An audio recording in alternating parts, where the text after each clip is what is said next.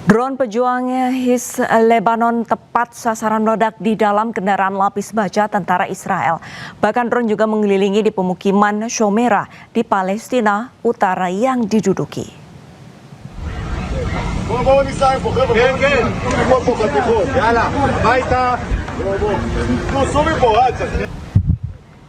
Eskalasi di perbatasan Lebanon Selatan mencapai titik baru yang mengkhawatirkan bagi militer Israel. Hizbullah sukses melancarkan serangkaian serangan presisi menggunakan drone FPV, termasuk dugaan penggunaan teknologi serat optik pertama yang berhasil menembus wilayah perbatasan dan menghantam pangkalan di Shomera, Palestina Utara. Drone juga menyerang tank di darat dan berhasil merontokkan aset udara canggih milik Israel. Bahkan serangan paling mematikan terjadi di pemukiman Shomera, wilayah Al-Jalil Barat. Drone FPV bermuatan peledak menghantam posisi militer Israel dengan telak.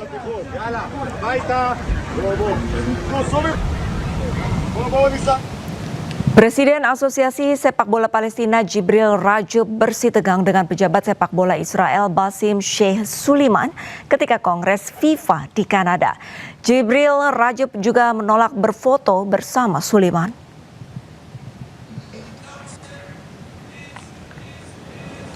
Momen penolakan berfoto bersama antara Presiden Asosiasi Sepak Bola Palestina Jibril Rajub dengan pejabat sepak bola Israel Basim Sheikh Suliman terjadi setelah keduanya berpidato di hadapan para delegasi. Presiden FIFA Gianni Infantino kemudian mengundang keduanya berdiri di panggung, namun Rajub menolak ajakan tersebut dan terus menolaknya dalam berbagai upaya. Bahkan Rajub berteriak, "Kami menderita," sambil menolak Infantino.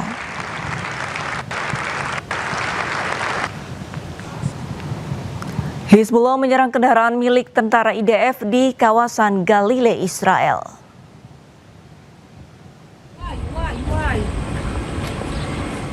Balasan serangan pejuang Hizbullah menargetkan markas militer Israel. Serangan Hizbullah terekam kamera warga terjadi di wilayah Galilea, Israel. Asap tebal terlihat di kejauhan yang diduga telah menghantam kendaraan milik tentara IDF.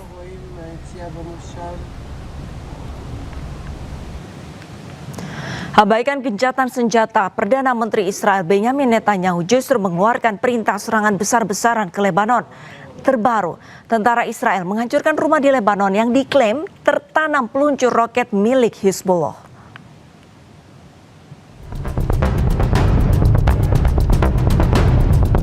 Seolah mengabaikan kesepakatan gencatan senjata, Perdana Menteri Israel Benjamin Netanyahu mengunggah video sejumlah serangan di Lebanon.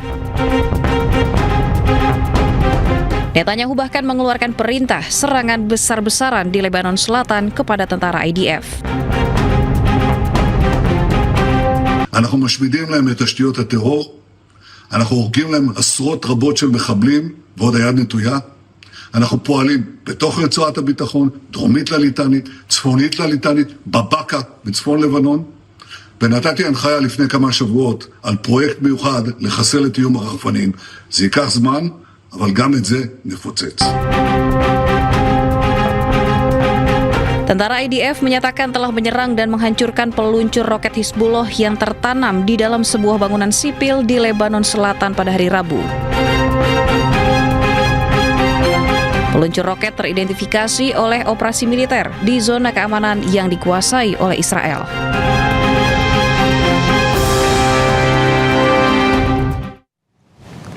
Di tengah gencatan senjata, Israel terus membombardir Lebanon. Mirisnya, tentara Zionis Israel menyasar bangunan sipil, bukan militer. Serangan rudal Israel terus menghujani Lebanon, khususnya Lebanon Selatan. Kali ini Israel menyasar sebuah restoran terkenal di Lebanon bernama Al-Shfina yang berada di kota Nakura. Serangan ke Lebanon terus dilakukan Israel di tengah gencatan senjata yang telah disepakati. Padahal pada 24 April 2026 Presiden Amerika Serikat Donald Trump mengumumkan perpanjangan gencatan senjata selama 3 minggu.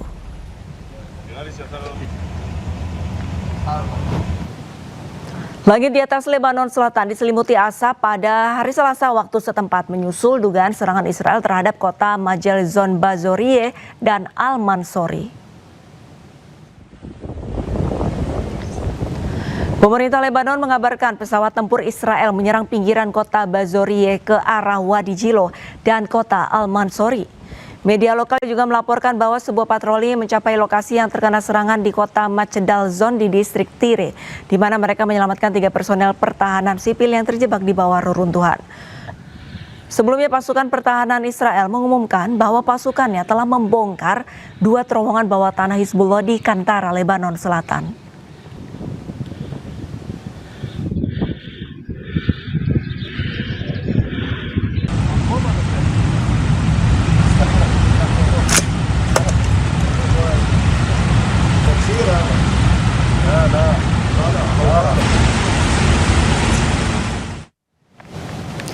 PBB menuding Israel melakukan 149 serangan terhadap layanan kesehatan di Lebanon yang menewaskan 100 orang.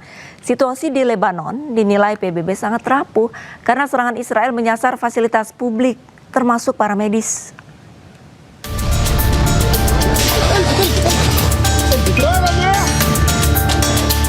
Serangan keji Israel terhadap ambulans dan petugas medis ini terjadi di pertengahan April di Lebanon Selatan. 4 para medis yang tengah melakukan penyelamatan tewas di mana ledakan menghantam dekat ambulans. Serangan udara Israel Rabu siang juga menghantam bagian belakang rumah sakit pemerintah Tebnine di Lebanon Selatan. Sebelumnya pada 17 Maret, ambulans yang hendak melakukan penyelamatan juga diserang Israel, menewaskan sejumlah para medis. Menurut data Badan Kesehatan Dunia WHO, Israel melakukan 149 serangan terhadap layanan kesehatan di Lebanon sejak 2 Maret, menewaskan 100 orang dan melukai 233 orang. PBB memperingatkan bahwa situasi di Lebanon sangat rapuh, terutama ketidakamanan di Lebanon Selatan. 3 para medis tewas dalam 2 serangan udara Israel terakhir terhadap sebuah bangunan di daerah Tafri Rabu siang. The incident underscores the risks faced by civilians, including emergency and humanitarian workers. According to WHO, since the start of the conflict, the number of attacks on healthcare has climbed to 149, with 100 deaths and 233 injured. Attacks on civilians and civilian infrastructure and health workers are not only unacceptable, they are against international humanitarian law. Israel tidak hanya melanggar kesepakatan gencatan senjata, namun kebiadaban Israel juga menargetkan para medis, warga sipil, serta layanan kesehatan dan infrastruktur publik yang bisa menjadi krisis kemanusiaan seperti yang terjadi di Gaza, Palestina. Militer Israel mencegat dan menahan kapal bantuan kemanusiaan global Sumut Flotilla GSF di perairan internasional. Kapal-kapal ini dihentikan paksa dengan todongan senjata serta komunikasi yang diputus.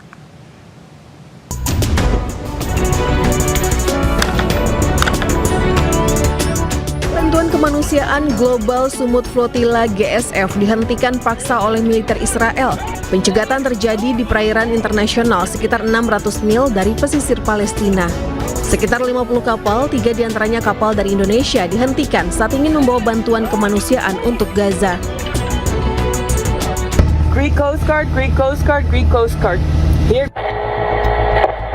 We are followed by drones for several hours now and possibly surrounded by unknown military vessels.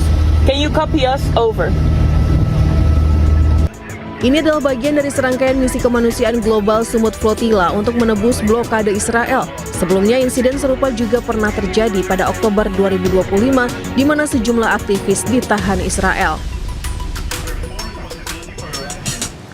Sekelompok pemukim ilegal Israel bersama pasukan militer Israel menyerang warga Palestina di wilayah Masaferiyata, Selatan Hebron, tepi barat.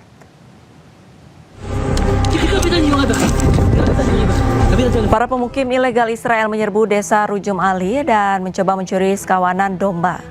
Warga Palestina di wilayah Masaferiyata, Selatan Hebron, tepi barat berhasil merebut kembali sebagian ternak. Pasukan Israel menganiaya warga yang mencoba mempertahankan ternak mereka. 6 warga Palestina termasuk perempuan ditahan oleh militer Israel.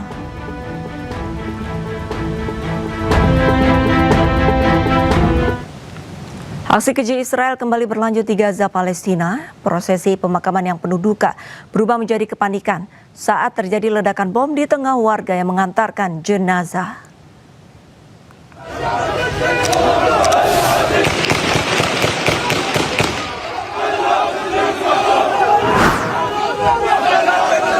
Sebuah momen pilu di Gaza berubah menjadi menegangkan ketika warga yang sedang mengantar jenazah menuju pemakaman dikejutkan ledakan bom yang dilakukan tentara Israel. Suasana duka seketika berubah menjadi kepanikan. Sementara beberapa warga yang merekam kejadian tersebut menangkap detik-detik peristiwa terjadi.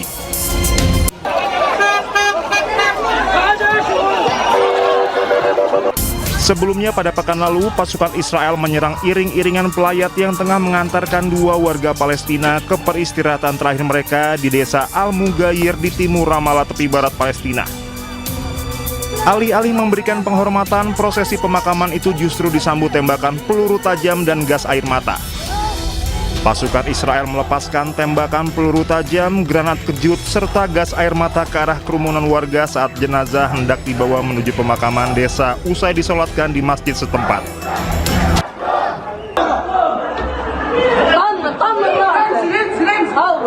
Kedua jenazah yang dimakamkan adalah Aus Hamdi Al-Nasan, seorang remaja putra 14 tahun, dan Jihad Marzuk Abu Naim, 32 tahun. Keduanya kehilangan nyawa sehari sebelumnya ketika sekelompok pemukim Israel melakukan serangan di sebuah sekolah menengah laki-laki di desa tersebut. Insiden di Al-Mughayyir ini bukanlah peristiwa tunggal, melainkan bagian dari eskalasi kekerasan yang terus meningkat di wilayah pendudukan tepi barat.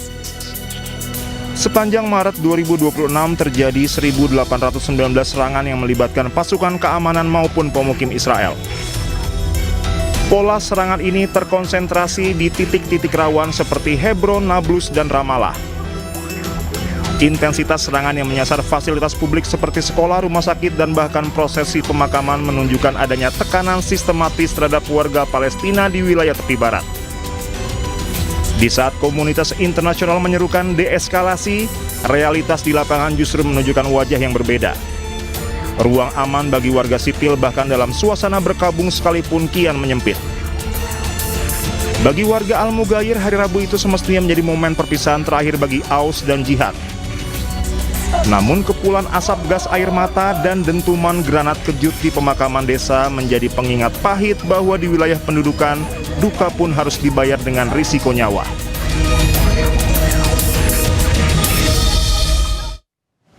Pemirsa, Breaking News akan segera kembali usai jeda, tetaplah bersama kami.